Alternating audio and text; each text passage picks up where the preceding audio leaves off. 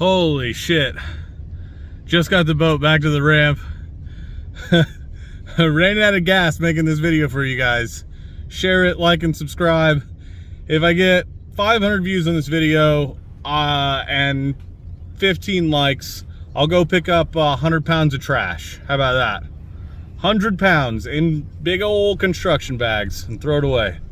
All right, thanks a bunch, guys. Have a good one. All right, watch this video if you don't want to end up like this boat. We're going to go over a few tips that are specific to the river, and hopefully we can keep you out of that situation. First of all, if you don't know what we're looking at now, go ahead, turn the video off, go take the safety course. There's a whole bunch of them that are state approved. You can do them in about 4 hours, but you should get on the river if you don't know what a navigational buoy is. Also, we just panned across one of the rock erosion control devices that are in the road. They're called dikes or wing dams. They are incredibly dangerous to collide with, and if you can imagine here, if the water was 3 feet higher, you would not be able to see that going on the river. To be clear, I have hit one with my other boat, not this boat that I'm videotaping from at this point, but I hit one of those things, and it's not good. You know, easily an immediate, you know, $300 to $500 mistake, but could be a multi-$1,000 life-endangering mistake. So, if you haven't taken the safety course, do that. Next thing is, you don't have to buy a boat to boat on the river. You can rent boats. There's jet skis for rent. You can do all of those things, which, you know, you don't have to worry about the mechanical, like, reliability of it. And you could start off by seeing what kind of debris you're going to avoid on the river. Here, I'm coming towards a stick.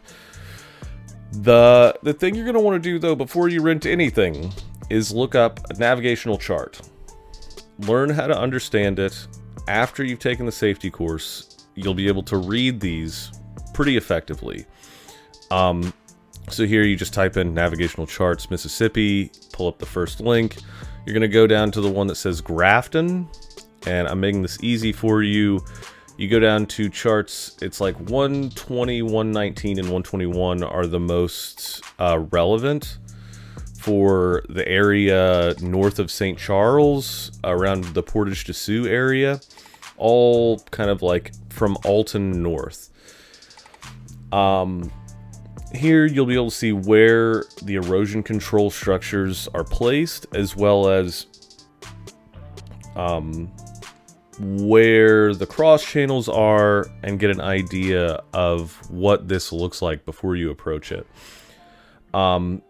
You're also going to want to download, you know, offline maps. But this will also, you can see, you know, it shows you where the marinas are, and here I'm even pointing out the boat ramp that I used to launch my bass boat that I just got onto the river for some testing. So, you know, again, before you get on the river, you're going to want to go over charts, download offline safety maps, have all your safety equipment. And if you're on your own boat, you're going to have to test your own equipment before you go out. You might do this, you know, every trip, but definitely your first trip with a boat, you're going to thoroughly test these things. Is your battery charging?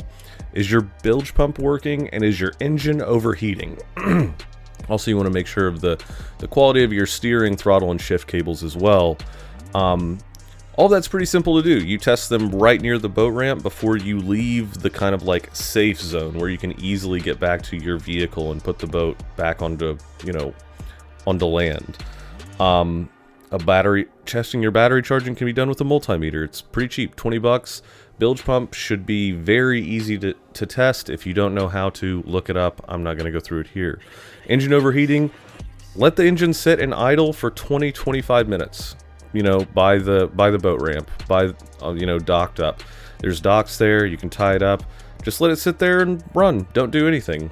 See if it overheats, and if it doesn't overheat in 20 minutes, you're probably fine. There's some critical things that I would also recommend for the river, and that's a depth gauge. You want to know how much water is underneath the boat. Some extra drinking water on board. that's clean and fresh to drink in case your boat does break down and you're sitting there for like an hour waiting on someone to come get you. Let's say if you have to land on one of these islands. And an alternative power source other than your main motor. Paddles are more effective than you'd believe, but a trolling motor can be pretty excellent. So yeah, that's pretty huge. Yeah, so again, before boating on the water, you want to start with a full tank of fuel. And I'm not saying want to, I'm saying do it every time.